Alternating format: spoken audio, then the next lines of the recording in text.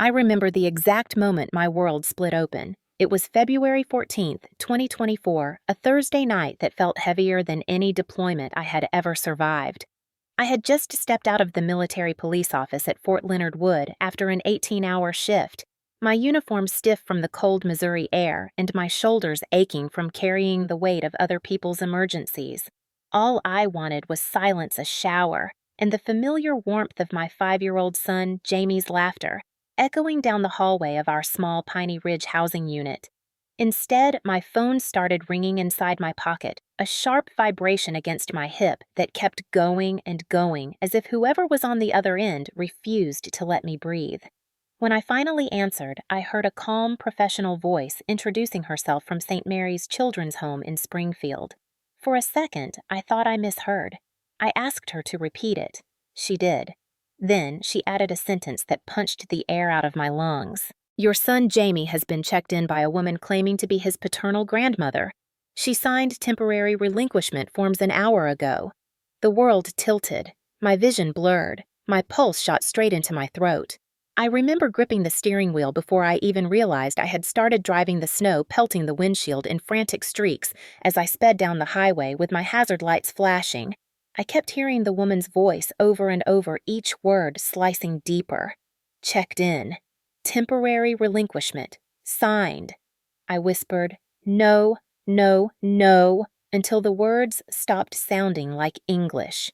The drive that should have taken an hour felt like a lifetime crammed into 45 minutes. When I pulled into the orphanage parking lot, the snow was coming down in heavy sheets.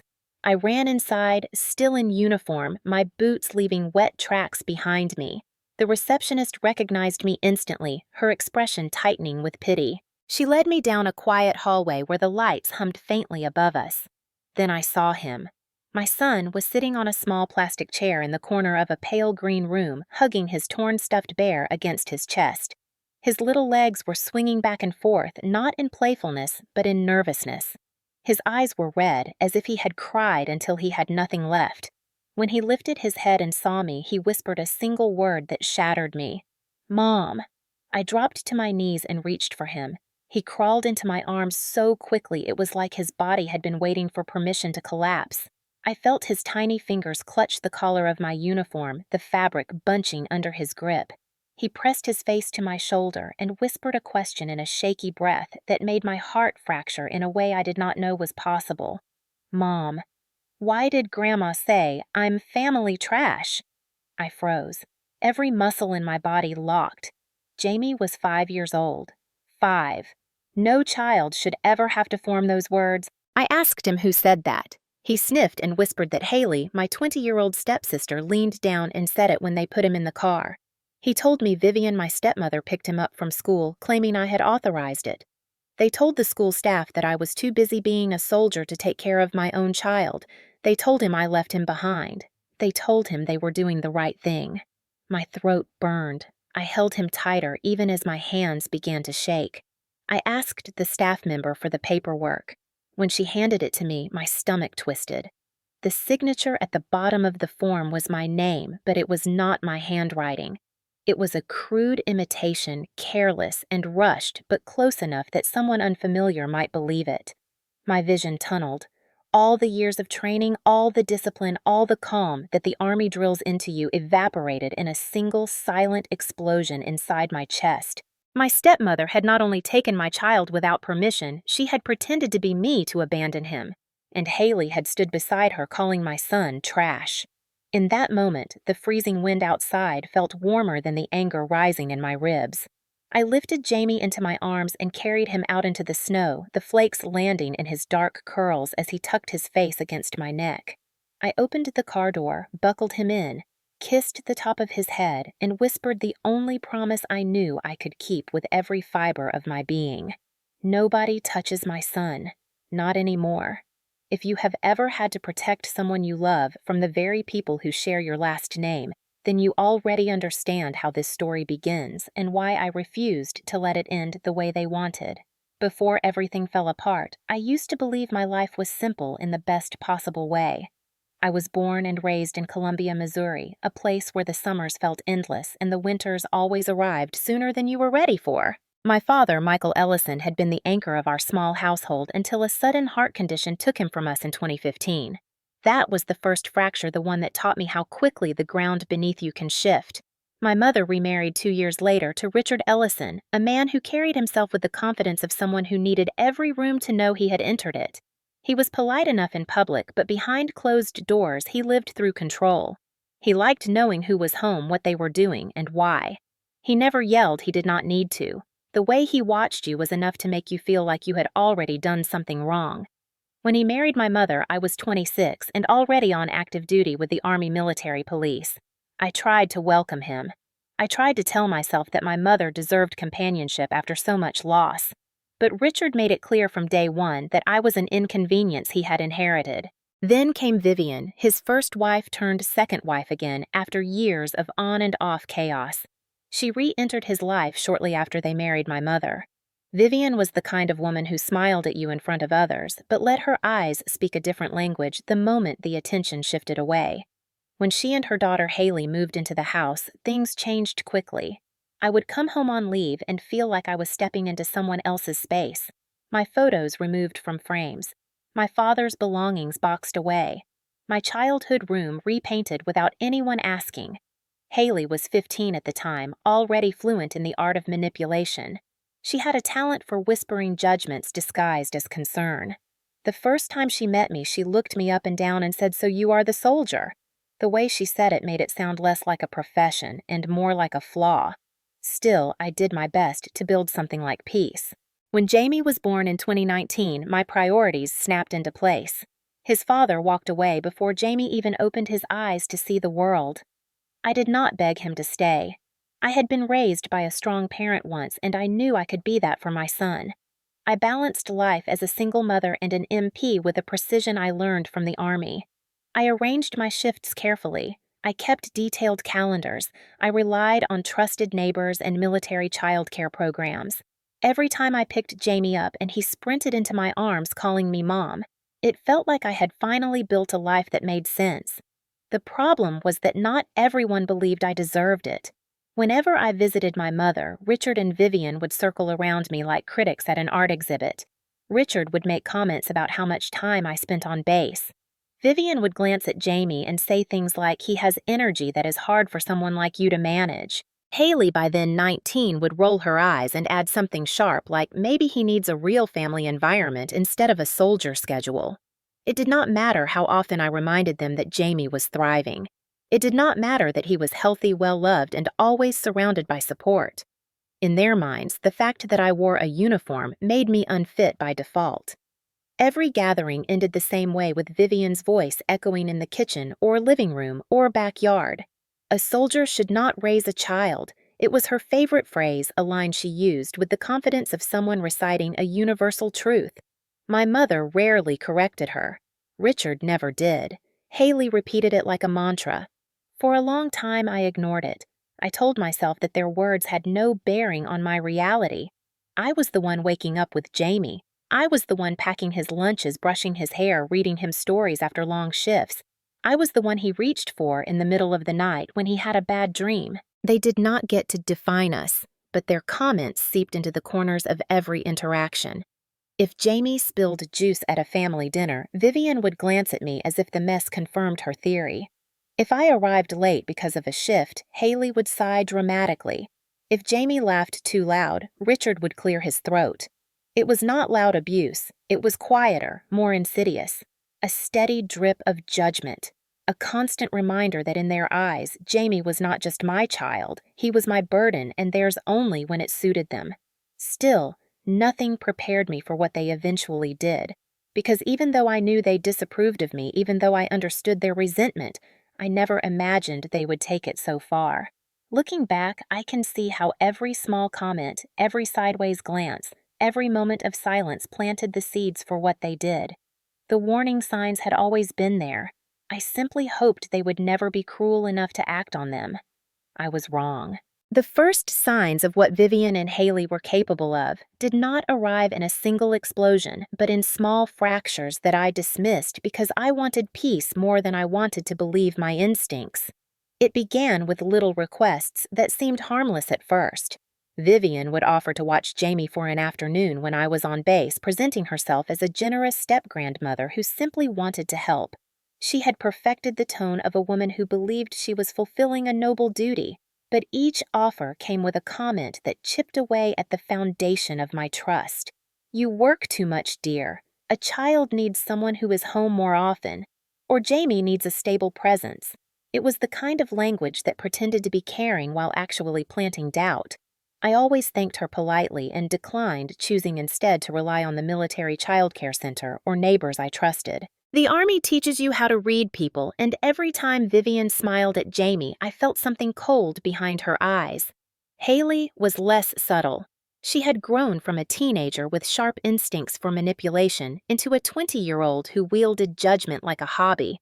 She would crouch down to Jamie's level when we visited and look at him with a mixture of curiosity and disgust, as if she were examining something she could not quite categorize. "Jamie is too wild, must be in his blood." She would shrug as if she were stating an undeniable fact. There was a tone she used when she said "in his blood" that always made me pause. I asked her once what she meant by it. She smirked and replied, "Oh, you know what I mean," then walked away without clarifying. I should have pressed harder. I should have trusted the knot in my stomach. But at the time, I was still trying to keep the peace for my mother's sake. Things escalated the day Jamie came home from a short visit with a faint bruise along his forearm. It was small, not alarming enough for an ER visit, but noticeable. When I asked him what happened, he hesitated for a moment and said he fell. "Kids fall all the time," I reminded myself. But he would not look me in the eye. When I asked him again later, he whispered, "Haley said not to make a big deal because I tripped over a toy." That was the moment something inside me tightened. I called Vivian immediately and asked what happened during the visit. She laughed lightly, the way someone laughs when they want to paint you as paranoid.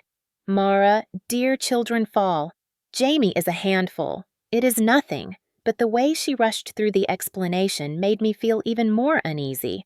Haley chimed in the background, saying loudly enough for me to hear he is too energetic for his own good. "Must run in the family." She always used that phrase like a weapon. After I hung up, I examined the bruise again. It was small, and Jamie insisted he was fine, but something about his silence lingered. I made a mental note not to leave him alone with them again, even for a short time. They were not trustworthy. They were not gentle. And they certainly did not see Jamie the way I did.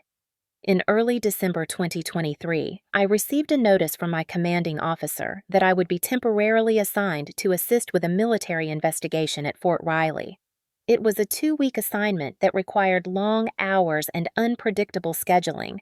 I spent the night reorganizing everything so Jamie would be cared for safely at the base child care center. I had done this dance 100 times before. My system worked. Jamie was always in good hands, but the moment news of my assignment reached Vivian, she called me 3 times in one evening. She began with her usual sugary tone, offering to support me by watching Jamie during the 2-week mission. I thanked her and said no. She pressed harder, her voice tightening as she tried to mask her impatience. "I know you think you can do everything alone, but sometimes family should step in. Let me help. It is the right thing to do." I repeated no firmer this time. She did not appreciate that. The 3rd time she called, she asked in a colder voice why I insisted on making things so difficult. She said a child deserves a home environment, not a military daycare, and insisted that Jamie would be better off with her. When I told her that was not an option, she went quiet for a moment. Then she said something that stayed with me long after the call ended. "One day, you are going to realize you cannot hold everything together by yourself." It sounded less like a warning and more like a threat. I told myself she was just frustrated. I told myself she could not actually do anything. I told myself that as long as I stayed firm and kept Jamie close, everything would remain under my control. I was wrong about that too. Looking back now, I can see that December was when something shifted in her. The denial of babysitting was not just a refusal. To Vivian, it was humiliation. Someone like her thrived on authority. Being told no by me was something she would not forget. Haley added gasoline in her own way. She messaged me one evening and said Jamie would be better off with people who actually had time for him. It was an unsubtle jab, and I ignored it. But ignoring them did not stop what they were planning. They watched me carefully that month, waiting for weakness, waiting for the perfect opportunity to strike. And they found it. The day it happened began like any other cold winter Thursday, the kind that settles into your bones long before the sun rises. I had left Jamie at Bright Steps preschool in Columbia that morning with his little backpack bouncing against his shoulders and his breath forming soft clouds in the air. He waved at me with both hands, shouting, "Mom, look at me," and spun in a tiny circle before running inside.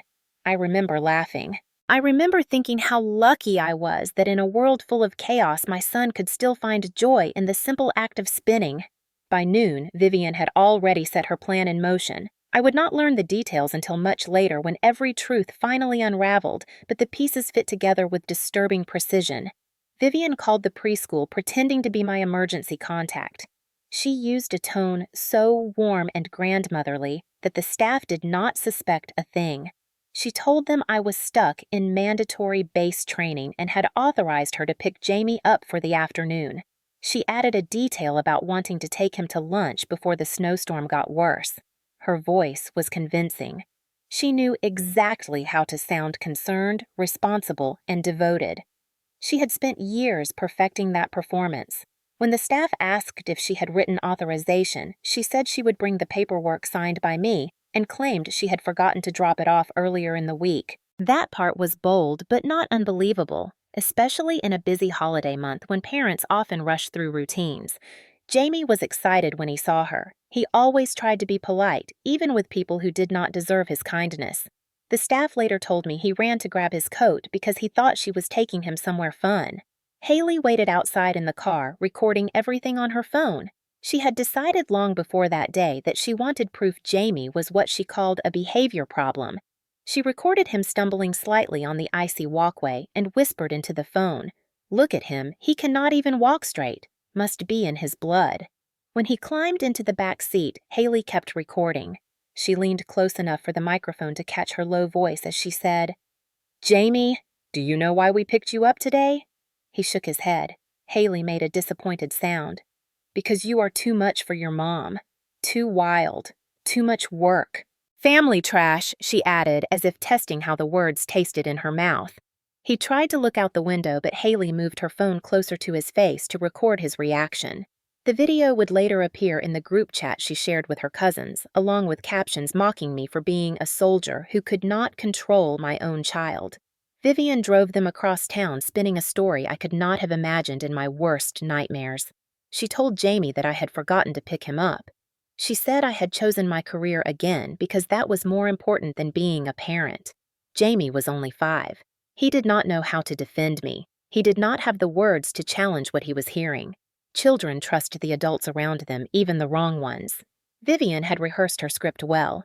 She told the staff at St. Mary's Children's Home that I was overwhelmed and needed a break and that I had signed papers requesting temporary placement. She handed them forms with my name forged at the bottom in handwriting that looked like mine from a distance. She claimed she was doing the responsible thing because she feared for Jamie's well-being. She mentioned my long hours on base, my deployments, my unpredictable schedule, all of it twisted into a narrative where she positioned herself as the savior and me as the unstable soldier mother who could not keep up. Haley filmed Jamie walking into the orphanage clutching his bear. In the footage, he looks confused and cold. She whispered another line, "You should get used to this place. It is where kids like you end up." Later, she planned to send the video to a few people in the family with a message about how I had finally reached breaking point. She wanted to humiliate me. She wanted everyone to see proof that I was the problem. It still makes my stomach twist to think about how calmly they executed each step of their plan. When I arrived at the orphanage that night and held Jamie in my arms, the pieces had not yet come together. I did not know how methodical they had been. I did not know how long they had whispered their lies, or how many people had heard their story before I even answered the phone. Jamie was trembling when I brought him to the car, but he kept stealing little glances at me as if searching for the truth in my face. "Mom," he whispered, "am I going home?" I nodded and kissed the top of his head. "Of course you are going home. You are always going home with me." I buckled him in and turned toward the building one last time as the snow fell in thick white sheets across the parking lot. I did not know how I would prove what happened or how far Vivian and Haley intended to go, but I knew one thing with absolute clarity. The moment they marched my son into that orphanage, they crossed a line they could never come back from. And I was done pretending not to see who they really were. Carrying Jamie out of St. Mary's Children's Home felt like carrying a piece of myself that someone had tried to rip away. His arms were wrapped so tightly around my neck that my uniform collar dug into my skin, but I did not loosen his grip for even a second. I could feel his heartbeat against my chest, rapid and uneven, the way a child's heartbeat becomes when fear has been living inside them for hours. The cold outside hit us like a wall, but Jamie did not shiver. He was too focused on clinging to me, as if the moment he let go, someone might try to take him again. When I placed him into the back seat, he reached out and grabbed my wrist, holding on with a desperation no 5-year-old should ever know. "Mom, you came," he whispered as if he truly believed I might not have. My throat tightened. I brushed his hair away from his forehead and kissed him there. "I will always come for you, Jamie. Always." His shoulders finally eased, but his eyes stayed wide and glossy pupils dilated the way they sometimes get after crying too long. I drove straight to the pediatric urgent care clinic only 15 minutes away. I needed to know he was physically okay. I needed something professional to quiet the storm in my mind. The moment the on-call pediatrician stepped into the exam room, she looked between the two of us with gentle concern. Jamie clung to me even during the routine checks, refusing to sit on the exam table unless I sat right beside him. When she asked what happened, I kept the explanation simple, sticking to the facts without letting the full fury inside me spill out. After examining him, the doctor crouched down in front of him, her voice soft. "Jamie, sweetheart, did something happen today that scared you?" He lowered his head and nodded slowly. His voice trembled when he spoke. "Grandma said Mom did not want me, and Haley said I was family trash." My breath caught. "It is one thing to know something happened. It is another to hear your child repeat it." The pediatrician looked up and met my eyes. "Jamie is showing signs of acute stress," she said quietly. She explained that his symptoms were common in children who had experienced unexpected separation fear and confusion. She told me he needed consistency and reassurance, and that I should keep him close for the next few days. A medical note, a subtle confirmation, something I could use later. I held Jamie close as we left the clinic, his small hand gripping mine the whole walk to the car. The rain had turned to sleet. The icy wind stung my face, but I barely felt it. What I did feel was the simmering realization that everything I had believed I controlled had slipped out of my hands. When we got home, the house felt heavier than usual, as though the walls themselves understood something terrible had happened. I warmed him soup and sat with him while he ate tiny, slow bites. He kept lifting his eyes to check if I was still sitting there. He was afraid I might disappear the way they told him I did. When he finally fell asleep on the couch, I stepped into the kitchen and pulled out the paperwork the orphanage staff had given me earlier. I needed to understand what they had used to steal him. Under the bright light, the forged signature looked nothing like mine. The strokes were wrong. The curve of the letters lacked the precision my handwriting always had. Whoever had written it tried to imitate my style but had not taken enough time. Anger tightened in my stomach. I sifted through every line of the document and found an emergency contact form with my name listed as having authorized Vivian to act on my behalf. The problem was simple. I had never listed her as an emergency contact anywhere, not once. They had manipulated the preschool staff, lied about my authorization, fabricated paperwork, and taken my son to an orphanage as if he were baggage abandoned at a bus stop. My hands shook as I placed the papers on the counter. A part of me wanted to scream. Another part of me wanted to drive straight to their house and demand answers. But Jamie was asleep, and he needed me whole, not reckless. I walked back into the living room. The lamp cast a soft glow over him. His little chest rose and fell in fast, uneven breaths. He murmured in his sleep and curled tighter into the blanket as if something was still chasing him in his dreams.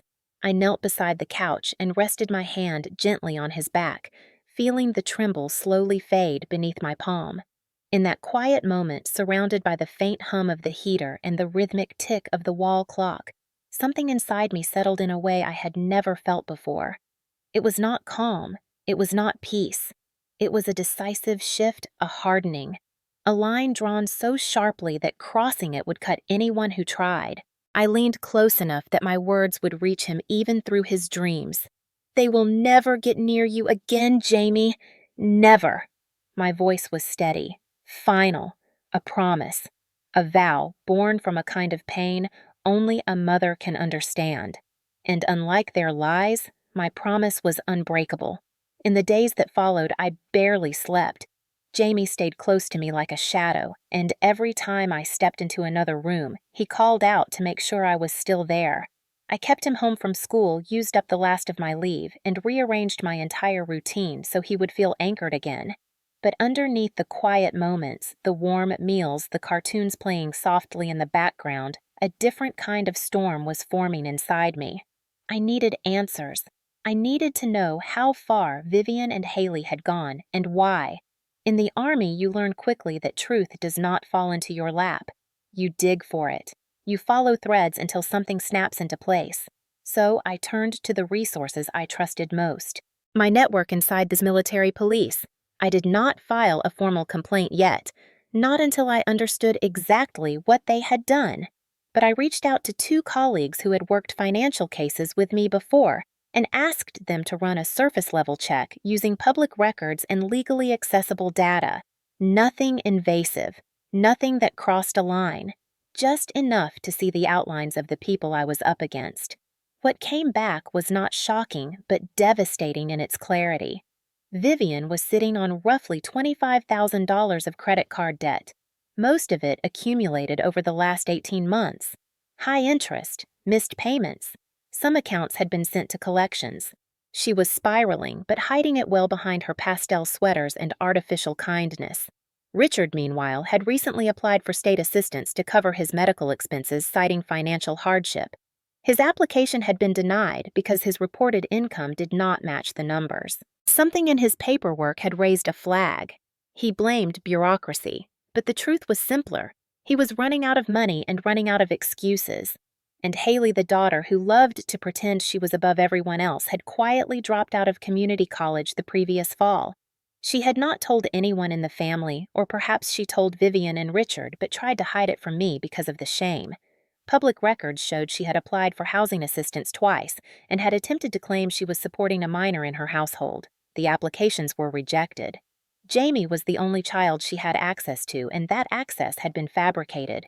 I stared at the information laid out on my kitchen table. Bank notices, assistance applications, debt summaries. Each detail was a puzzle piece snapping into place. I could almost hear the click. My stomach tightened as the realization washed over me. They were drowning financially. And drowning people grab anything within reach, even if it means pulling someone else underwater. Jamie had not been taken out of concern or panic or misguided judgment. He had been taken because he represented money. A child meant financial benefits, public assistance programs, and potential access to housing. And because I was active duty with stable pay and steady benefits, attaching Jamie to Vivian or Haley in any legal way opened the door to claiming support under my name. They did not just want to hurt me. They wanted to use my son as a lifeline. I closed my eyes and tried to absorb it all, but the anger rose like heat under my ribs. When Jamie walked into the kitchen holding his stuffed bear, I forced myself to soften. "Mom," he asked, "can we have pancakes again tomorrow?" I smiled and nodded and lifted him into my arms. But inside my mind, the calculation continued. They had planned this for months, maybe longer. They had watched my schedule, waited for a moment when I was away, and seized it without hesitation. And the bruise on Jamie's arm, the cold comments, the constant needling from Haley, it all made sense now. They had never seen him as a child. They had seen him as an asset, a way out of their collapsing finances. A ticket to stability. They believed they deserved more than I did. Holding Jamie close, I felt a new kind of determination settle into me, one that was sharper and steadier than anger, one that came from the combination of motherhood and military training. In both worlds, you protect. You shield those who cannot defend themselves. You anticipate threats, you neutralize them, and you never wait for someone else to save what you love. The discovery of their financial mess did not just give me motive, it gave me direction. The fog cleared. Their actions finally had a pattern. This was not random cruelty or petty spite. It was strategy. Ruthless strategy built on lies and desperation. They counted on me being too busy, too overwhelmed, too tired to notice until it was too late. They counted on slipping Jamie away and making it look like a concerned intervention. They counted on me breaking. They counted wrong. As I carried Jamie to his room that night and tucked him under his blanket, he grabbed my wrist the same way he did at the orphanage. "Do they still want me gone?" His voice was small, almost swallowed by the quiet. I brushed his cheek with my thumb and whispered no. "They want something that does not belong to them, and they are not getting near you again." In that moment, I made a silent vow that would soon shape everything that followed. If they wanted a fight, they would get one. But it would not be the fight they expected. I knew now that this was not just about protecting my son. It was about revealing who they truly were. And once the truth emerged, there would be no place left for them to hide. On March 10th, 2024, a thick white envelope appeared in my mailbox, the kind that carries bad news even before you open it. I had just returned from dropping Jamie at preschool for the first time since the orphanage incident. He clung to me for several minutes before letting go, and the moment I stepped back into the quiet of our home, the sudden stillness felt unfamiliar. I walked to the mailbox expecting a bill or a base notice. Instead, my eyes landed on my full name, printed in crisp black letters on an envelope stamped with the seal of the Boone County Family Court. My chest tightened. I already knew. Before I tore it open, before I saw Vivian's name, before the legal accusations spilled out like poison, they had decided to escalate. They had decided to drag this into a courtroom. I stood in the driveway while the cold March wind swept across my uniform jacket, reading every word with growing disbelief and rising anger. Petition for modification of custody. Filed by Vivian Ellison. Supported by affiant Richard Ellison. They were trying to take Jamie from me. Not just temporarily. Not out of false concern, but legally. Permanently. They accused me of neglect. They claimed I was too occupied with military duties to provide a stable home. They wrote that Jamie deserved a two-parent environment filled with consistent attention. They argued that because I worked shifts and rotations, I was unfit to be his primary caregiver. They framed my dedication to my service as weakness. They used the very thing that paid my bills, kept Jamie fed, and kept our lives steady as evidence against me. The petition included lines that twisted the truth until it barely resembled reality. It said I frequently left Jamie with strangers, that I traveled unpredictably without proper childcare plans, that I placed Jamie in situations that caused emotional distress. And beneath all of that was the most infuriating implication of all, that Vivian, who had marched him into an orphanage, believed she was a better choice. As I read each accusation, something hot surged in my veins. Not fear. Not yet. It was insult. Outrage. The disbelief that someone who had harmed my son could point a finger at me and dare to pretend righteousness. I flipped to the final page, and there it was. A neat signature from Richard Ellison affirming he believed Vivian would provide a more stable household. I felt the betrayal like a physical blow. He had been in my life for years. He had watched Jamie grow from a baby into a bright, loving little boy. He knew the truth, or at least he had enough information to know their story did not make sense. But he signed anyway. Whether out of loyalty, habit, fear, or desperation for financial benefit did not matter. He had chosen their narrative over the truth. That hurt more than I expected. I walked inside, gripping the papers too tightly, leaving faint creases along the edges. Jamie's toy cars were scattered on the living room rug, and his drawings taped to the fridge stared back at me like tiny reminders of the life I had built piece by piece. I sat at the table reading the petition again and again until the rage splintered into something more dangerous. Resolve. Vivian had not waited for a conversation or mediation or even a confrontation. She had gone straight to legal warfare, and she had done it because she believed she could win. She thought the court would see a single mother in uniform and assume instability. She thought the judge would view my military service as a barrier instead of a commitment. She thought Jamie's brief fear at the orphanage could be used as evidence against me instead of evidence of her cruelty. She underestimated me. That was her fatal miscalculation. By late afternoon, I had scanned the entire petition into a secure file and contacted the legal assistance office. They confirmed what I already suspected. I needed a civilian family attorney, not a military one. The military could only advise, not litigate. I called a few recommended names but kept my voice steady, even though my hand trembled around the phone. I left detailed messages outlining the urgency. That night after dinner, Jamie sat beside me coloring. He hummed softly the way he always did when he felt safe. I watched him for a long moment, memorizing the innocent slope of his shoulders and the way he pressed the crayon down with intense focus. Then I looked at the custody papers again. How dared they use words like stability and love while trying to rip him away from the one place he was actually safe? His safety had never mattered to them. His well-being had never been their concern. He was a solution to their problems, a means to an end, a financial opportunity dressed as family concern. They had filed the petition because they believed I would fold, because they thought the army made me too busy to fight, because they assumed exhaustion would replace determination. They were wrong. The next morning, I secured the documents in a folder, placed it beside my military paperwork, and drove Jamie to school with a calmness that felt almost unnatural. Before I left the parking lot, I whispered to myself with the same cadence I had used during missions. Assess, prepare, attack only when ready. They had launched their move. Now it was my turn. The morning after I received the custody petition, I sat in my car outside the preschool, gripping the steering wheel with both hands while the engine idled. I had already walked Jamie inside. He had looked back at me 3 separate times just to make sure I was still there, and each time he did, my heart clenched. I waited until the last parent cleared the parking lot before I opened the manila folder again and stared at the neatly typed accusations. If Vivian wanted a legal battle, she was getting one, but she would not be fighting the version of me she remembered. She would be facing the woman the Army built one decision at a time. I dialed the first attorney on the referral list. A receptionist answered and told me the earliest consultation was 3 weeks out. I hung up before she even finished the sentence. The next attorney had a full caseload. The third did not take custody cases.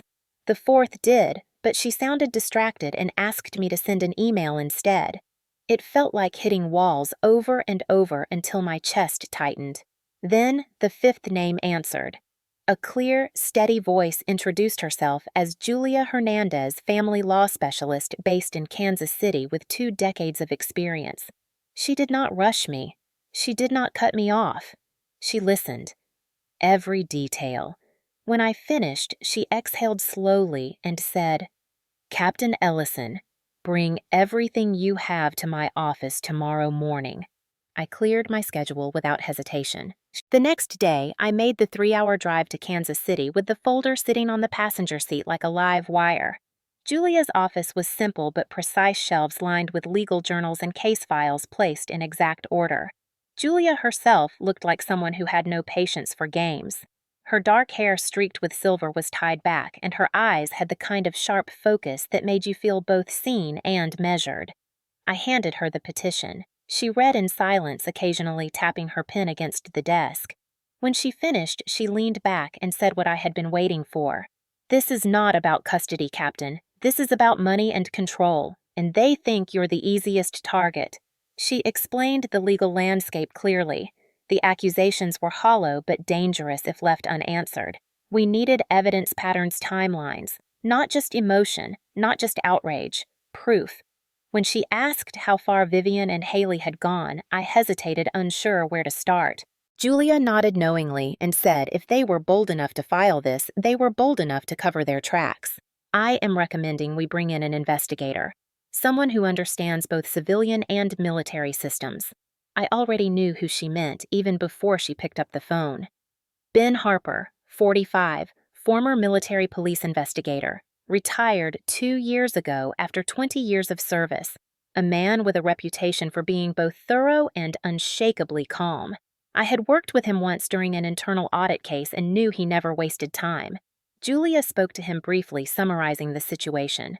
Then she handed me the phone. Ben's voice came through steady and familiar. "Mara, I'm sorry you're dealing with this. Tell me everything from the beginning." I did. Every detail. The forged signature, the orphanage, the bruise on Jamie's arm, the financial records, the petition, the things Haley had said. Every time my voice caught, Ben waited. When I finished, he said, "We will get the truth. Give me 2 weeks." Once he was officially hired, Julia turned to logistics. "I need access to anything that can strengthen your position," she said. "That includes proof of your childcare arrangements, your work schedule, Jamie's medical records, and anything that shows consistent parenting." I had all of that. Years of structured planning had finally found their purpose. But Julia wanted more. She wanted the kind of evidence that dismantled Vivian's credibility completely. We started with the preschool. I met with the director and explained the situation. She was horrified but cooperative, providing footage from the security cameras showing Vivian picking Jamie up and signing paperwork that looked rushed. The timestamp aligned with the day I was on base training, which helped us prove that I had never authorized anything. Next came Haley's digital trail. Ben explained that with consent or publicly accessible data, he could track patterns. He asked if I had any connections to Haley's phone. I remembered that during a brief family gathering months ago, she had connected to our home Wi-Fi. That meant her phone had stored the network ID. That gave Ben a thread to pull. Through legal methods, he reviewed publicly visible metadata from her posts. He mapped her locations through timestamps on her social accounts and noticed a disturbing pattern. On the day they took Jamie, she had recorded multiple clips near the school and the orphanage. Those clips' metadata confirmed she was present at every step, proving coordination, not coincidence. Ben then pulled records from public databases. He found credit alerts linked to Vivian, overdue notices, a pending review of Richard's denied assistance claim. It perfectly matched the earlier information I had collected. But the most damning discovery came from a group chat Haley belonged to with 3 cousins. One of the cousins forwarded screenshots to a distant relative who happened to be a friend of a friend I trusted. The screenshots contained Haley's voice notes bragging that they were finally taking control of Jamie's situation. She said, "Mom says we get benefits once the paperwork is changed." The words made my stomach twist. They had written their motive themselves, in their own conversations, with their own arrogance. When Julia reviewed everything, she pressed her fingertips together thoughtfully. "Their narrative is crumbling. We are building something solid. Keep everything organized and documented. Every time Jamie expresses fear, write it down. Every time they contact you, save it. Every appointment, every receipt, every piece of communication." She paused before adding, "And do not underestimate them. People who are desperate do not stop easily." As I drove home from Kansas City, the sunset cast a golden glow across the highway. Jamie's car seat sat empty in the back, a small reminder of what all of this was for. I felt tired, but sharper than I had in weeks. I was not alone in this anymore. I had allies. I had evidence. And for the first time since that awful night in February, I felt something steadying inside me. Vivian had made her move. Now I had my team, and soon she would learn what it meant to go to war with someone trained to finish what she started. It did not take long for Vivian and Haley to realize I was not collapsing the way they expected. Instead of panicking or begging or retreating, I had secured an attorney, hired an investigator, and begun documenting everything with military precision. And when people like them sense they're losing control, they don't stop. They escalate. The attacks did not begin in court. They began in whispers. First, I heard from an old family acquaintance who messaged me saying she was sorry to hear I was struggling. I stared at the message confused until she added, "If you ever need help, trauma is nothing to be ashamed of." I asked her what she meant. She hesitated, then sent a long, rambling voice note explaining that Vivian had told several people at church that I was unstable because of my army duties. She painted a picture of a soldier drowning in emotional damage, unable to handle motherhood. Vivian had always loved the victim role. It made her look compassionate while turning me into something fragile and volatile.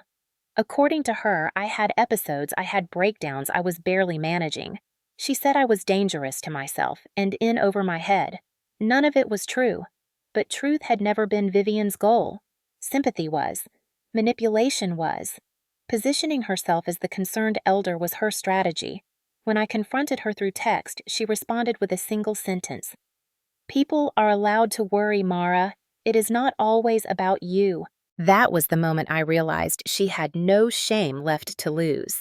And Haley, always eager to participate, followed her mother's lead. While Vivian targeted adults, Haley targeted the internet. One night, after putting Jamie to bed, I saw her face flash across my phone screen, tagged in a video someone forwarded me. My stomach dropped. Haley had posted a TikTok 30 seconds of vague statements mixed with emotional music and pointed glances meant to imply something dramatic without saying it outright. She talked about a family member who shouldn't be caring for a child. She talked about a little boy who deserved stability. She mentioned a mother who chose work over parenting and a traumatized woman pretending she's fine. She never used my name. She didn't need to. Everyone who followed her, including several people in both sides of our family, understood exactly who she meant. The comments made my jaw clench. Some offered sympathy. Some said things like that poor child. Some praised her for speaking out. And Haley, ever the performer, replied with grateful emojis and vague phrases like, "We just want what's best for him." I closed the app, but the damage had already seeped into the quiet corners of my life.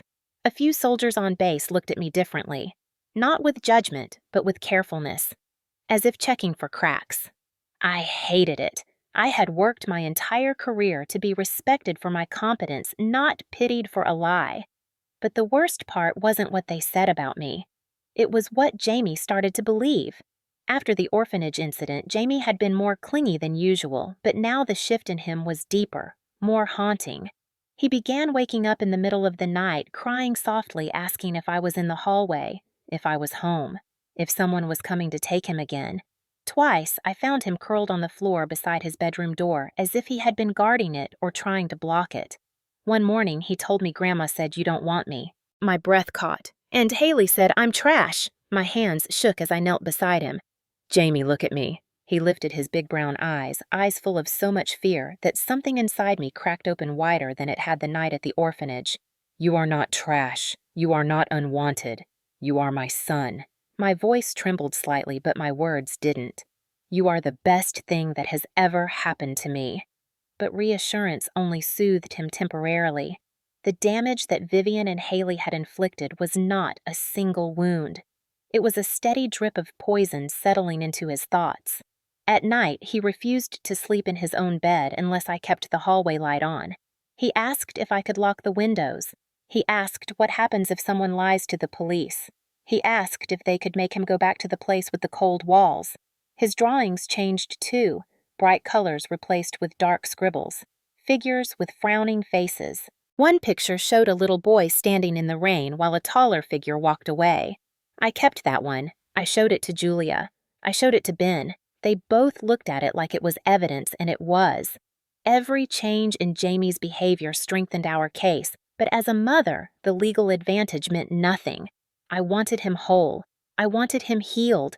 I wanted him free from the voices that tried to convince him he was unworthy. Meanwhile, Vivian continued her campaign telling anyone who would listen that she was only trying to protect Jamie from instability. Richard echoed her words, nodding politely as if he were heartbroken by my supposed failures. And Haley continued posting just vague enough to avoid legal trouble, but sharp enough to keep the rumor machine running at full speed. They were building their narrative. They were painting their picture. They were prepping the battleground. And they genuinely believed they could break me by breaking Jamie first. But they were wrong. Every sleepless night. Every whispered, "Mom, are you here?" Every tear Jamie shed in fear. Every accusation whispered behind my back. It didn't weaken me. It forged something new inside me. Something harder. Something colder. Something ready to strike. If they wanted a war of reputations of lies of manipulation, they had chosen the wrong opponent. I wasn't just a mother now. I wasn't just a soldier. I was the woman they had underestimated for the last time. The storm they unleashed was about to turn on them, and this time I was the one dictating the battlefield. The family had planned a celebration for Richard's 65th birthday at a rented event hall in Columbia. I hadn't intended to go. The idea of breathing the same air as Vivian and Haley made my stomach turn, but Julia insisted I attend. Ben insisted. And deep down, beneath all the exhaustion and fury, I knew they were right. They wanted to discredit me in private. I would expose them in public. The hall was warm and crowded, filled with relatives who had known me since childhood. People hugged me, commented on how big Jamie was getting, asked about the army. I smiled politely, but every inch of me was locked in mission mode. Vivian spotted me first. She froze, then forced a warm smile that didn't reach her eyes. "Mara, how lovely you made it." Her voice held that sugary tone she used when she was about to lie. Haley stood beside her in a glittery dress, filming casual clips for her social media. Richard approached with a stiff, hesitant nod, as if unsure whether he should greet me or avoid me entirely. The moment felt suffocating, but I kept my posture steady, shoulders squared the way military discipline had drilled into me years ago. I waited until halfway through the night when the speeches ended and the music softened. People were gathered around the dessert tables. Laughter filled the space, the perfect moment for a detonation. I stepped onto the small stage at the front of the room and took the microphone. The chatter fell quiet. The shift in the room was instant. I saw Vivian stiffen. Haley lowered her phone. Richard looked confused, brows pulling together. "Thank you for giving me a moment." I began steady and clear. "I'll keep it brief." I looked directly at Vivian and Haley. And honest. A few relatives exchanged glances. They could sense the tension creeping into the room. I took out the small USB drive Ben had prepared. I handed it to the event coordinator. "Please play the first file." The screen behind me flickered to life. The room filled with the sound of cold winter wind. Then Haley's voice emerged. Sharp, unfiltered, cruel. "You're too wild. Must be in your blood. Family trash." Gasps rippled through the hall. And then came the video, Jamie sitting scared in the back seat, clutching his bear. Haley leaning in with her phone recording him like he was some spectacle. I watched the horror spread across the room. A distant aunt covered her mouth. One of my cousins muttered what the hell under his breath. Haley's face drained of color. Vivian's jaw tightened. "That video was taken minutes before they delivered my son to an orphanage," I said. "Not by accident, not out of fear, not because of concern, but because they wanted him gone." A murmur broke out. I didn't stop. "Play the next file." The second file loaded, a screenshot of emails between Vivian and a cousin she trusted. Subject line guardianship, and below it, "Once we get custody, state benefits will follow. She's too busy with army stuff to notice. We need to act before she changes shifts again." Another line with Jamie officially in our care. We can apply for housing assistance under her service status. Everything in the room shifted. A thick, heavy stillness settled. Vivian opened her mouth, but no sound came out. I continued. This wasn't an emotional decision. It wasn't fear. It wasn't concern. It was financial strategy. They planned it, coordinated it, executed it. They wanted to use my son for benefits and state funding, and they were willing to forge signatures and traumatize a 5-year-old to make it happen. Heads turned toward Vivian, some in disbelief, some in disgust. Richard stared at the ground like someone had pulled the floor out from beneath him. The final file played automatically, a transcript of Haley's group chat messages. "We're taking control of the kid. Once Mom files the new paperwork, everything will shift. The caption I want her to break. She deserves it." A wave of outrage moved through the room like a physical force. Relatives stood. A few demanded explanations. Someone said loudly, "This is disgusting." Another yelled, "What's wrong with you, Vivian?" Haley stepped back, trembling, tears filling her eyes but not falling. Vivian tried to gather herself, hands shaking, voice faltering. "This is being twisted. It's not what it looks like." But the room was no longer on her side. This wasn't whispered gossip. This wasn't a private manipulation. This was public exposure. and she was cornered for the first time in her life. I stepped forward, my voice quiet, but cutting through the tension like a blade. You took my son to an orphanage. You told him I didn't want him. You called him trash. You lied to the school. You forged my name, and you planned to profit from all of it. She finally broke into tears, not the kind born from remorse, but the kind born from humiliation. Richard watched her collapse emotionally, but he didn't defend her. Not once. Because now the truth was undeniable. The event hall was silent, except for her shaky breathing and the low hum of the projector fan. I put the microphone down gently. I didn't need to say anything else.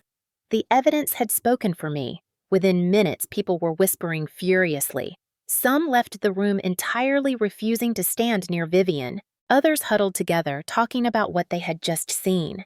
By the end of the night, the videos had already been saved, forwarded, and shared throughout the family group chat.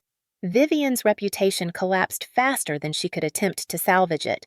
She had spent years building an image of the poised, caring, measured matriarch, and in 15 minutes I burned it to the ground.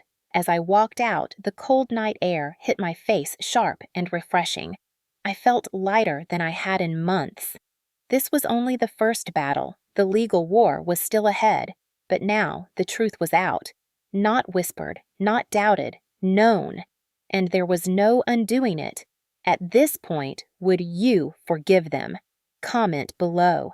The fallout from the family event spread faster than wildfire. Within 48 hours, Vivian's name was circulating through every corner of our extended family, and even people who had once defended her suddenly had nothing to say. But humiliation does not stop people like her. It only makes them more dangerous. And Vivian did what cowards always do when publicly exposed. She doubled down. 3 days after the party, Julia called me. Her tone was grim but steady. Vivian has hired an aggressive attorney. He has a reputation for using intimidation as strategy. Expect escalation. I exhaled slowly and braced myself. The attorney's name was Carlton Drake, a man whose reputation came with stories of twisting narratives until they barely resembled truth. He filed a motion within hours of being hired, accusing me of emotional instability, parental neglect, hostile behavior, and endangering Jamie's well-being through military obligations. It was almost laughable if it were not so calculated. He argued that my decision to expose Vivian at the family event demonstrated I was vindictive and unfit to co-parent. Co-parent. The word made something inside me spark. Vivian had never parented Jamie a single day in her life, but Drake's strategy was clear. If he could not disprove my evidence, he would try to discredit me personally. Julia warned me to stay calm. Do not react emotionally. Do not message anyone connected to Vivian. Do not post anything online. Let them look unhinged. You stay composed. That is how we win. A week later, we were in the courthouse conference room for the preliminary hearing. Vivian arrived wearing soft beige pearls and the expression of a woman grieving a tragedy she had invented. Haley kept her eyes on the floor. Richard trailed behind them like a hollow shell. Drake greeted me with a smile so polished it felt like ice. "Good morning, Captain Ellison. Military title intentional." He wanted the judge to see me as the rigid soldier emotionally detached. I offered a brief nod, but nothing more. The judge assigned to our case, Honorable Rebecca Hollister, was known for her calm demeanor and intolerance for theatrics. She opened the folder of evidence Julia and Ben had prepared. She skimmed Haley's video transcript. She reviewed the forged paperwork. She examined the emails. Drake shifted in his chair each time a new piece of documentation surfaced, but he pushed forward. "Your Honor, I believe we must consider the psychological environment surrounding the child. Captain Ellison exposed him to emotional conflict by publicly humiliating his grandmother. She is retaliatory. She is combative. This environment is harmful for a young child." Julia responded without blinking. "The only harmful environment is the one where a child is taken to an orphanage, told his mother doesn't want him, and recorded while being verbally degraded for financial gain." The room went quiet. Judge Hollister took off her glasses. "I am ordering a psychological evaluation for the child," she said. "Both sides will comply. A neutral counselor will assess his emotional state and determine whether any parties have contributed to distress. Vivian perked up slightly at that, as if she believed Jamie would validate her performance. I knew better. I knew the truth Jamie carried even in his fear. A week later, I sat in the waiting room of the Child Counseling Center gripping a stack of forms. The walls were painted with bright murals and cartoon animals, but Jamie sat stiffly in his chair, twisting the sleeve of his hoodie in his fingers.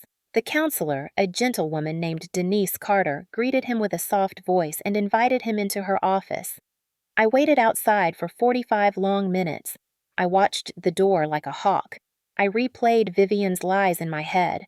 I heard the echo of Haley's voice calling him trash. I pictured Jamie crying in the back seat. When the door opened, Jamie came out with red eyes, but no tears left.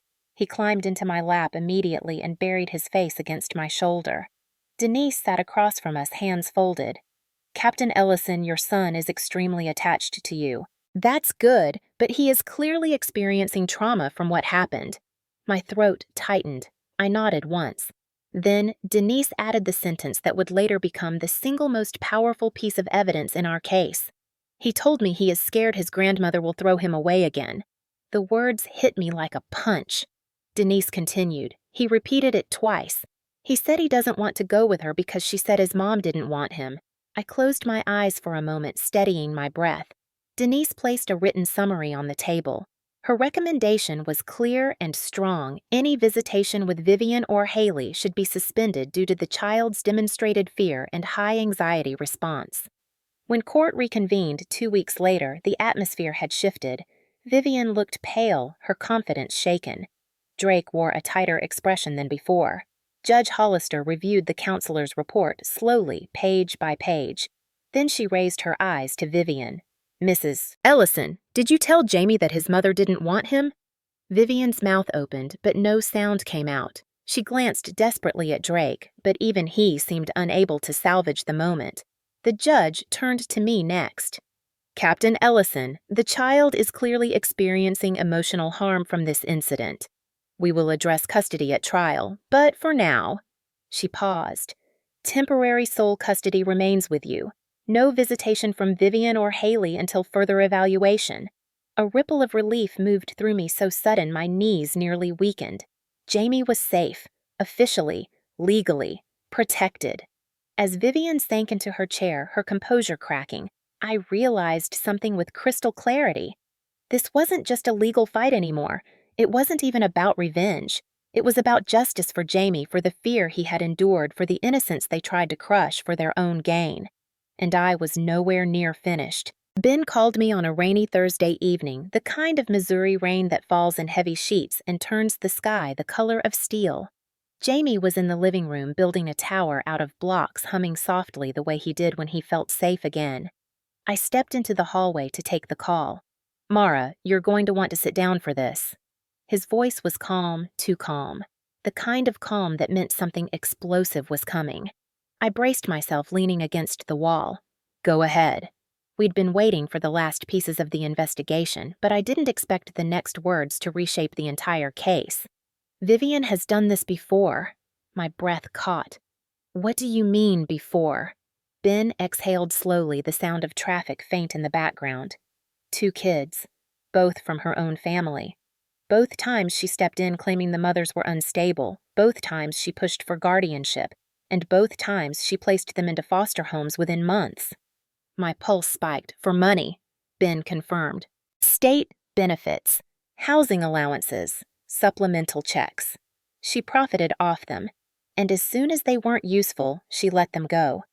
I pressed a hand to my forehead, trying to steady the wave of disgust rolling through me. The pieces clicked together with terrifying clarity. Jamie wasn't her first target. He was simply the one she thought would be easiest because I was in uniform and working unpredictable shifts.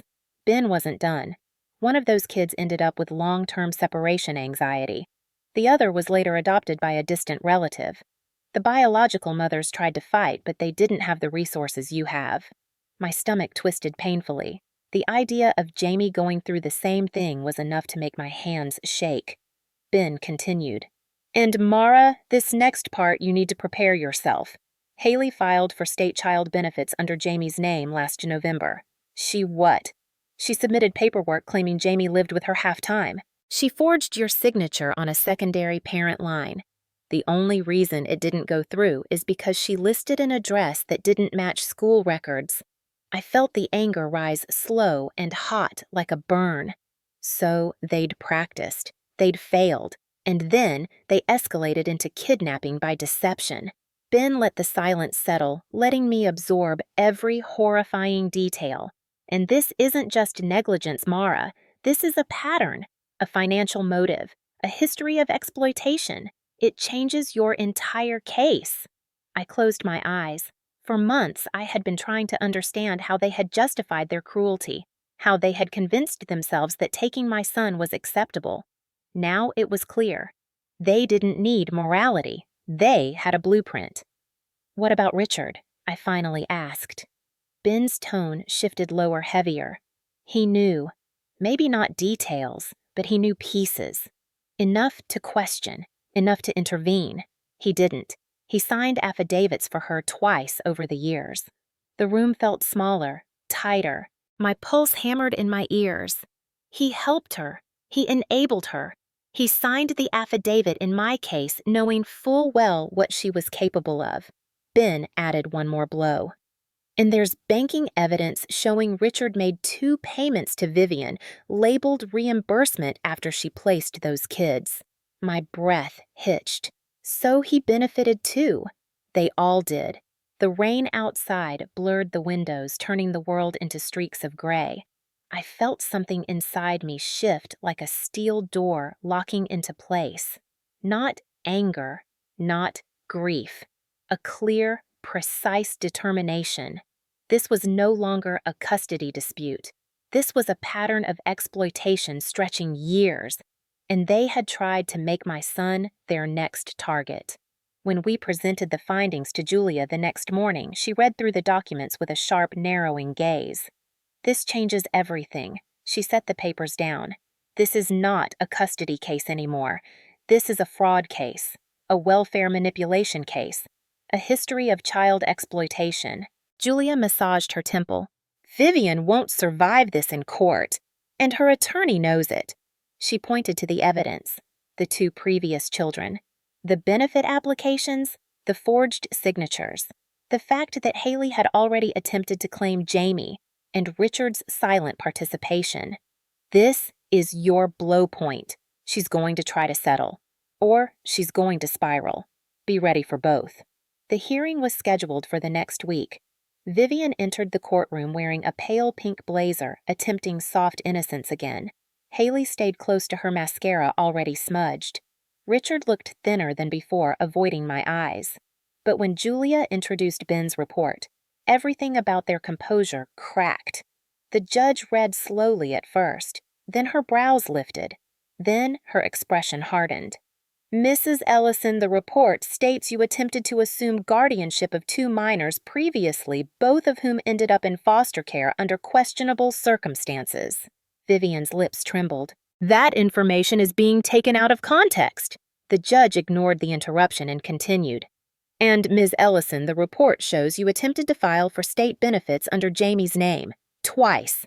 Haley's face flushed blotchy red. I didn't..." "It was a mistake. A misunderstanding." The judge's voice cut through sharply. "Do not interrupt." Then she turned to Richard. "Mr. Ellison, this record contains multiple instances of your financial involvement following these placements." Richard's mouth opened and closed like a failing engine. I didn't know what it wasn't." The judge closed the folder. "This court takes patterns of exploitation very seriously." The room froze. Even Drake looked shaken. For months, Vivian had been weaving a story. A soldier mother too busy, a troubled home, a fragile child needing a better environment. But now her past was laid bare. Every lie exposed, every motive illuminated, every attempt at control shattered. This was the moment the entire case shifted, and she knew it. I watched her crumble in real time, her shoulders trembling, her carefully curated mask dissolving as dozens of eyes stared at her with shock and disgust. For the first time since this nightmare began, I saw fear in her eyes. Not fear of me, but fear of losing the story she had built her entire life upon. And in that moment, I understood something vital. She wasn't just losing custody, she was losing the ability to manipulate anyone ever again. The tide had turned. The war she started was finally tilting in the direction it should have all along toward the truth, and I wasn't stopping now. The final hearing took place on a crisp April morning, the kind where the air feels thin and every sound echoes a little sharper than it should. I arrived at the Boone County Courthouse in full Army military police uniform. Not for intimidation, not for theatrics, but because it was who I was steady disciplined, impossible to rattle. And I wanted Judge Rebecca Hollister to see that clearly. Julia walked beside me carrying 2 heavy binders of evidence. Ben followed a few steps behind with another folder tucked under his arm. When we entered the courtroom, Vivian and her team were already there. She sat in a neatly pressed powder blue blazer, tissues clutched dramatically in her hand. A box of them sat beside her like a prop. She didn't look at me at first. She glanced only when she realized what I was wearing, and her face tightened like she had swallowed something sour. Haley sat right next to her, slumped in her chair, makeup smudged, as if she had tried to cry beforehand but couldn't muster real tears. Richard looked the worst of the 3. His hands trembled visibly, and he kept wiping them against his pants as though they were sweating uncontrollably. The bailiff announced the judge, and everyone stood. When Judge Hollister entered, her eyes scanned the room with the controlled calm of someone who had seen everything and refused to be impressed by theatrics. "Take your seats!" The tension in the room felt almost physical when the proceedings began. Drake Vivian's attorney was the first to speak. He rose dramatically like he was starring in a courtroom drama. "Your Honor, we are here today because a child has been placed in a psychologically unstable environment." He didn't get to finish. Judge Hollister raised a hand. "Mr. Drake, I've reviewed your filings. You will stick to verifiable facts, not character speculation." Drake faltered. His jaw tightened. "Of course, Your Honor." He tried to recover, pivoting into a long-winded explanation about military hardships, career strain, and parental burnout. He painted me as an overworked soldier who could not possibly manage a child. It was a performance polished and empty. When he finished, Vivian dabbed her eyes with a tissue as though the words had deeply wounded her. Then the judge turned to Julia. "Ms. Hernandez, your response." Julia rose with none of Drake's theatrics. She simply opened the binder and began. "Your Honor, the opposing party claims to be concerned for the child's well-being. Let's examine that claim with actual evidence." She walked to the bench and placed the first piece on the judge's desk. Exhibit A, the forged signature on the document authorizing Jamie's release to an orphanage. The screen behind us lit up with a side-by-side comparison of my verified signature and the forged one. The difference was undeniable. Judge Hollister's brow lifted slightly. "Ms. Ellison, did you sign this document?" "No, Your Honor. I was on duty that day and can provide logs and witness statements." Julia placed another sheet. Exhibit B, the school's security footage showing Vivian picking Jamie up under false pretenses. The judge watched silently as video showed Vivian leading Jamie away, smiling as if everything were normal. The room stiffened. Across the aisle, Vivian dabbed her eyes again, whispering something about misunderstanding. Before she could speak, Julia lifted another document. Exhibit C, the video recorded by Haley Ellison where she refers to the child as family trash. The clip played. Haley's cold voice filled the room. "Family trash." Gasps rippled through the audience rows. Haley recoiled in her seat, eyes wide and panicked. "That was taken out of Sit Down, Ms. Ellison," the judge ordered sharply. Haley sank back down, her face crumpling. Julia continued. Exhibit D, financial documentation showing significant credit card debt held by Vivian Ellison, roughly $25,000. Exhibit E, state assistance applications filed by Haley claiming guardianship of the child. Exhibit F, evidence of 2 prior children placed in foster care after similar guardianship tactics by Mrs. Ellison. Exhibit G, email correspondence outlining the financial motive behind acquiring custody of Jamie. When Julia placed that final printed email on the judge's desk, the one where Vivian wrote, "Once we get custody, state benefits will follow the courtroom," felt like it had stopped breathing entirely. Even Drake's face lost its confident sheen. Vivian shook her head rapidly, her voice breaking into desperate fragments.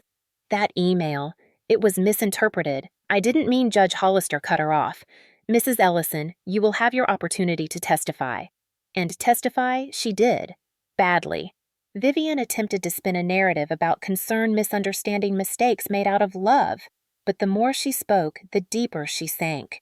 She cried too loudly. She clutched tissues too dramatically. Every answer was shaped like performance, not truth. Then it was Haley's turn. She blamed stress pressure and confusion. She said the video was a joke.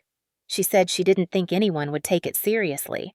When Julia asked if calling a child trash was normal in her household, Haley turned bright red and began stammering uncontrollably. And Richard, he was the unraveling thread that sealed their fate. His hands shook so violently he dropped his affidavit twice. He contradicted himself 3 times in 2 minutes. He admitted he knew things weren't right, but didn't want to interfere. The judge leaned forward. So you knowingly supported a petition based on information you suspected to be false? Richard swallowed hard. I wasn't sure. I see, the judge said. Her tone held no sympathy. When it was finally my turn, Julia placed a hand briefly on my shoulder. Be concise. Be honest. That's all you need. I stood, straight-backed, steady, a soldier who had spent a lifetime under pressure far heavier than this courtroom. I told the truth. Not dramatically, not emotionally, just plainly. How I cared for Jamie, how I balanced duty and motherhood, how he cried in his sleep after the orphanage incident, how he asked if he was trash, how he feared being thrown away again. Silence filled the room like a weight. When I finished, Judge Hollister took a long moment before speaking. She placed the binder down, removed her glasses, and looked at Vivian directly. Mrs. Ellison. Mr. Ellison. Ms. Ellison. The evidence presented paints a deeply troubling picture. She paused. What you did was exploitation, not family. Vivian let out a sob, a real one this time. Haley covered her face. Richard stared at the floor, shoulders shaking. Judge Hollister continued. Custody will remain solely with Captain Ellison. All visitation from the opposing party is suspended indefinitely, pending further investigation into welfare fraud and child endangerment. Court adjourned. The gavel's crack echoed through the room like a final strike of justice. And for the first time since this nightmare began, the battlefield was finally quiet. When Judge Hollister's gavel came down, it felt like the oxygen returned to the room in a sudden rush, as if the walls themselves had been holding their breath through every second of testimony. I stood still, my uniform heavy on my shoulders, my pulse steady, even as the reality of what I had just heard began to settle into place. Full custody, permanently, unequivocally, legally undisputed. The words echoed in my head like a drumbeat I'd been marching toward for months. Across the aisle, Vivian sagged into her chair as if the bones had been pulled from her body. She clutched the final crumpled tissue in her hand, but this time she didn't raise it to her eyes. She simply stared at the floor, face drained of color, the remnants of her performance dissolving under the harsh fluorescent courtroom lights. Her attorney whispered something to her. Something probably meant to calm or redirect, but Vivian didn't respond. Haley was shaking, not crying, not speaking, just shaking as though the consequences she never believed would come had finally found her. Her eyes darted to the back of the courtroom, then back to the judge, then down to her hands. Every trace of smug confidence, of superiority, of gleeful cruelty was gone. She looked like a child who had been caught holding a matchbook next to a burned house. And Richard, he looked the oldest I'd ever seen him. Years etched into the lines of his face. Shoulders slumped. Regret, or maybe just humiliation written in every twitch of his jaw. He wouldn't look at me. Couldn't, maybe. The clerk began reading the official ruling out loud. The court finds that the actions of Vivian Ellison Haley Ellison, and by extension Mr. Richard Ellison constitute an attempt to manipulate guardianship procedures for financial gain. Murmurs rippled through the gallery seats behind us. The court hereby grants full and permanent custody of the child Jamie Ellison to the respondent, Captain Mara Ellison. My hands tightened against the table. Full and permanent. Those words were a shield, a promise, a barrier no one would ever cross again. Further, this court issues the following orders. Vivian's head jerked slightly. This was the part she hadn't fully anticipated. Even her attorney Drake leaned forward, anticipation flickering across his face. An immediate welfare fraud investigation will be opened into the financial activities of Vivian Ellison, including prior guardianship petitions involving minors. A faint, audible gasp escaped someone in the crowd. Vivian's hand flew to her mouth. Her shoulders trembled, and she shook her head slightly, whispering no under her breath, as if the judge might take mercy on her because she didn't like the punishment she'd earned. The court additionally orders that Haley Ellison be barred from contact with any minor, including but not limited to the child in question, pending psychological evaluation and further review by child protective authorities. Haley's mouth opened, her breath hitching sharply. What she managed, voice cracking. The judge didn't even look at her. And lastly, Mr. Richard Ellison is referred to the county prosecutor's office for knowingly signing false affidavits submitted to this court for which penalties may include fines or misdemeanor charges. A stunned silence blanketed the room, then confusion, then whispered shock. Vivian finally broke, launching upright in her seat. "Your Honor, please, you don't understand. I was only trying to judge." Hollister raised one hand, her voice firm enough to slice through Vivian's plea. "Mrs. Ellison, sit down." Vivian froze mid-sob, the air choking in her throat. "There will be no further discussion," the judge said. "Your choices brought you here. The consequences are simply following you home." The gavel came down again, hard, final, ending everything she had ever hoped to twist. As the courtroom emptied, relatives whispered among themselves, some avoiding eye contact with Vivian entirely, others glaring openly. The performance she had rehearsed so carefully for years, the image of the graceful, concerned matriarch, had crumbled in front of dozens of witnesses. She was exposed, undone, disgraced. And not by rumor, not by opinion, by evidence, by her own actions. When they tried to leave the courtroom, Richard walked first, shoulders hunched, eyes glued to the floor. Haley followed behind him, shaking her head, muttering to herself. Vivian lingered for just a moment. She turned her eyes, locking onto mine as if she wanted to say something, apologize, beg, justify, lash out maybe all at once. But nothing came out. She just looked. A long, hollow look. A look that said she had never expected to lose. That she had believed until the very last second she would win through manipulation performance or sheer audacity. But not this time. Not with me. She turned and walked out, trembling, each step unsteady.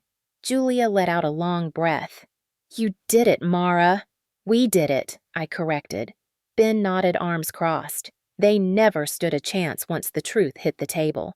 I gathered the papers into my folder, slowly, deliberately trying to process the relief flooding my chest. And then the door of the courtroom opened. Jamie ran in, having waited in the supervised playroom for the verdict. The moment he saw me, he sprinted across the carpet.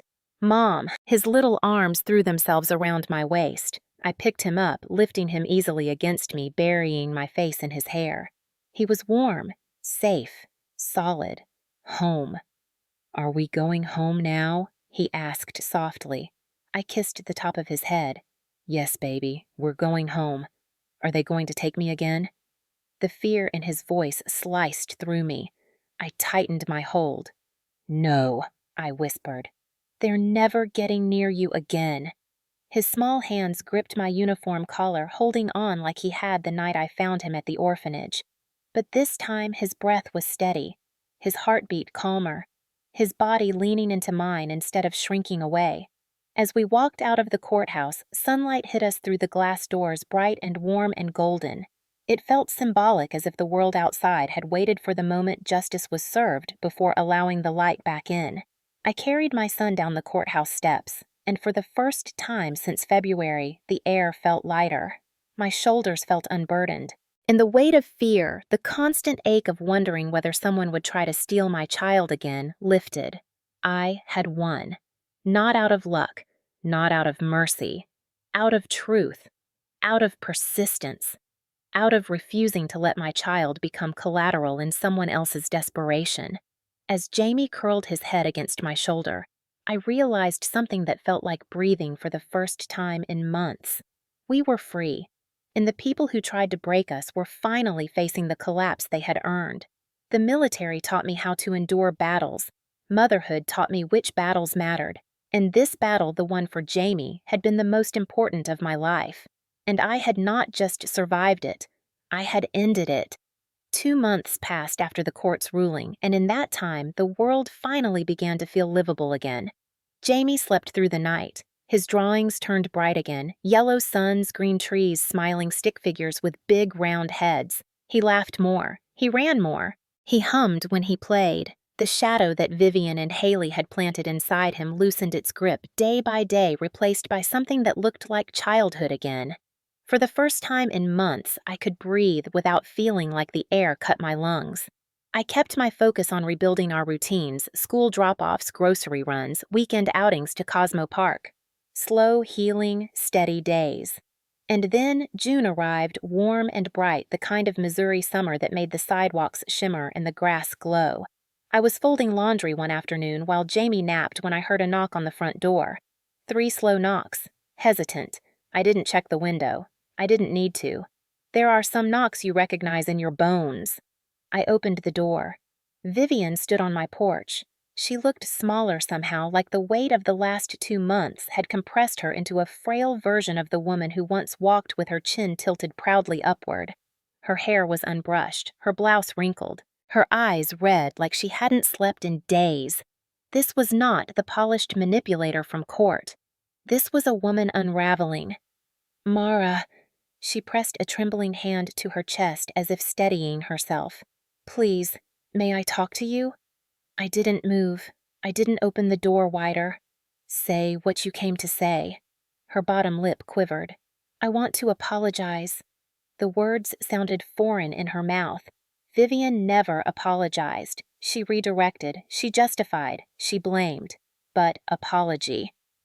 That was new. She swallowed, voice shaky. "I know things got out of hand. I wasn't thinking. I made mistakes.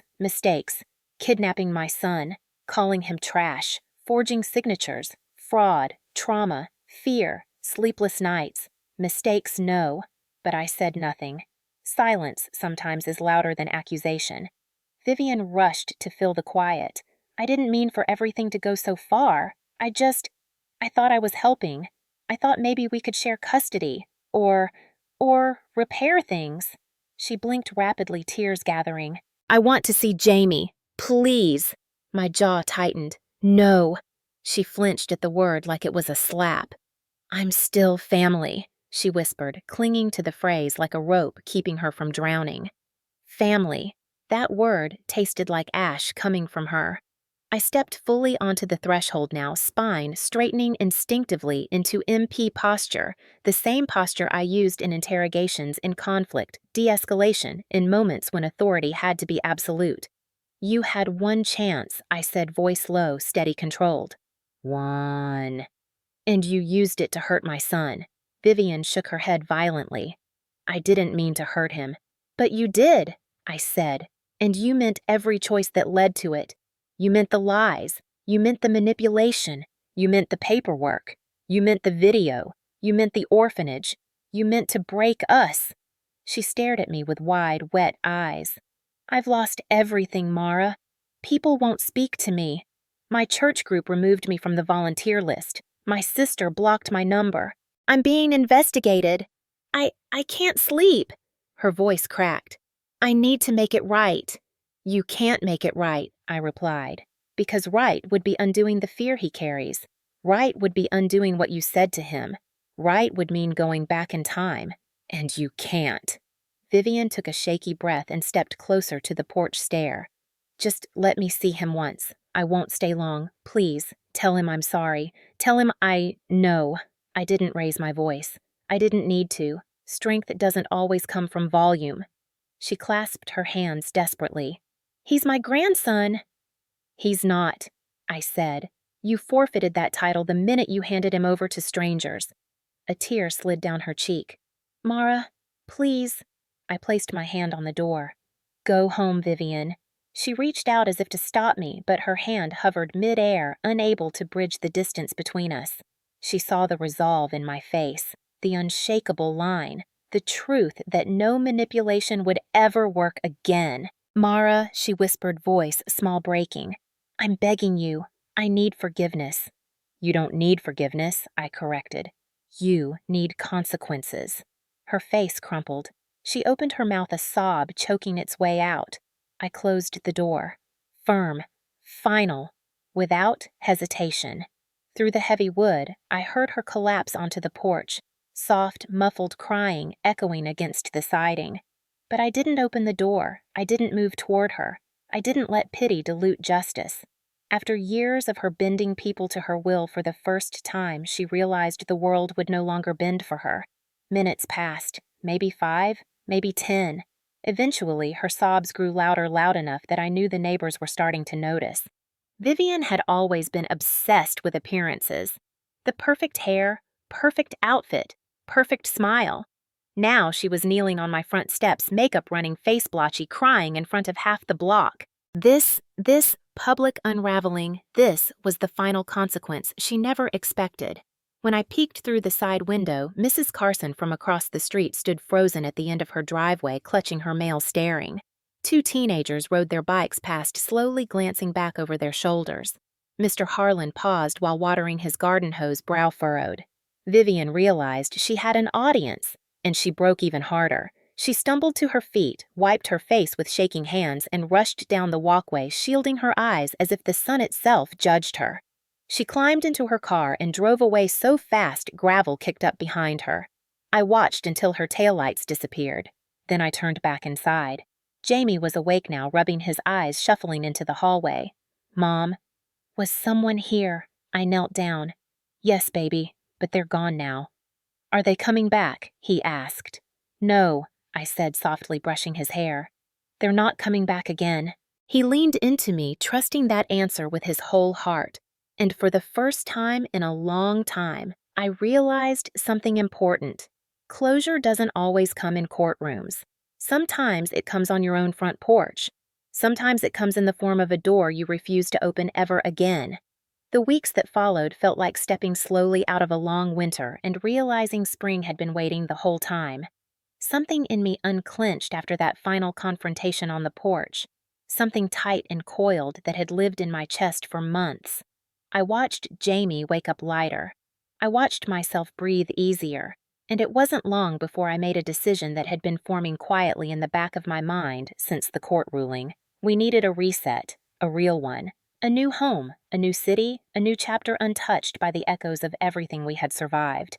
So in early July, I packed up our small Columbia house, taped boxes, neatly folded uniforms carefully, and loaded our lives into a moving truck. The Army had approved my transfer request to work within the military police detachment supporting operations at Fort Carson. Colorado Springs would be our new beginning. When we drove across state lines, the world felt wider, the air thinner, the sky brighter. Jamie pressed his forehead to the backseat window as the mountains rose in the distance, his voice soft with awe. "Mom, the clouds look like boats." I smiled at him through the rearview mirror. "It's different here, huh?" "Yeah," he whispered. "It feels bigger." It did. Bigger and safer. And safe was a feeling I didn't take lightly anymore. We moved into a small rental house 10 minutes from the base. A quiet street, tall trees, neighbors who waved instead of stared.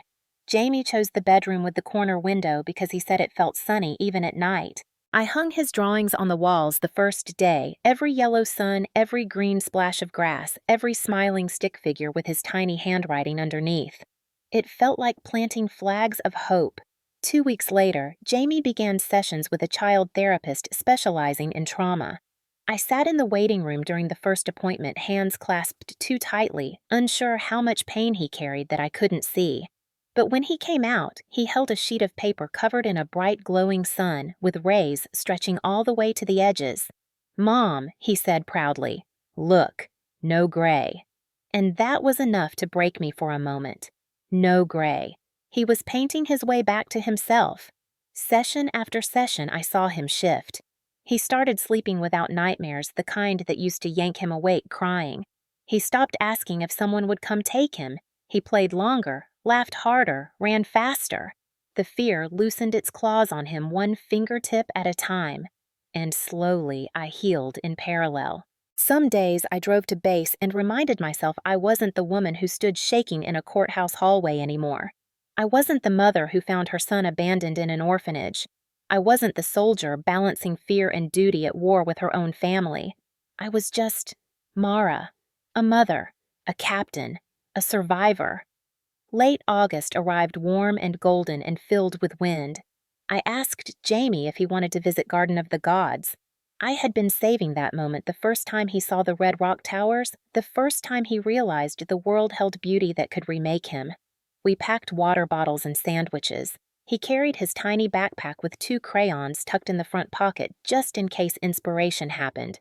When we pulled into the parking area, the sun turned the rock formations into glowing copper giants rising out of the earth. Jamie grabbed my hand, his grip small but certain, and we walked along a winding trail until the view opened wide. The red cliffs rose like ancient walls protecting us. The breeze carried the scent of pine.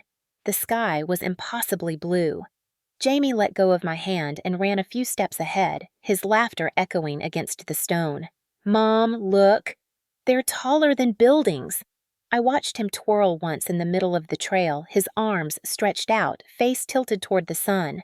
For a child who had once curled into himself in fear, watching him spin freely in the open air felt like witnessing a rebirth. I sat on a flat rock while he explored, and when he finally settled beside me, leaning his head against my arm, I knew it was time to say the words I had been holding in my chest for months. "Jamie, yeah, Mom, we're safe now," I said quietly. "Nobody will ever take you from me again." He didn't reply with words. He just wrapped his small arms around my waist and held on tight. And in that moment, with the mountains standing silent and strong around us, I believed it fully for the first time. We stayed until the shadows stretched long across the trail and the sky dipped into soft evening. Jamie collected 2 small stones on the way back to the car, one for each of us. He said they were remember stones to remind us we were okay now. That night, after he fell asleep, I tucked the stones into a small bowl on my nightstand. For the first time in years, I didn't double-check the locks 3 times. I didn't jump at every noise. I didn't brace myself for the phone to ring with chaos. Peace wasn't a loud thing. It didn't arrive with trumpets or ceremony. It settled gently like dust floating in warm light, covering everything in quiet assurance. I knew Vivian's investigation was ongoing. I knew Haley was still banned from being near children. I knew Richard's fine had strained him financially and socially. But none of that occupied space in my mind anymore. Justice had already done its work. Consequences had already been delivered. This chapter wasn't about them anymore. It was about us. A mother and her child building something stronger than the people who tried to break them. A life woven from safety and sunlight. And as I turned off the bedside lamp, the soft glow from the hallway spilling across Jamie's peaceful sleeping face, I whispered into the quiet room. We made it. And for the first time, I knew it was true. If this story stayed with you, tell me where you're watching from.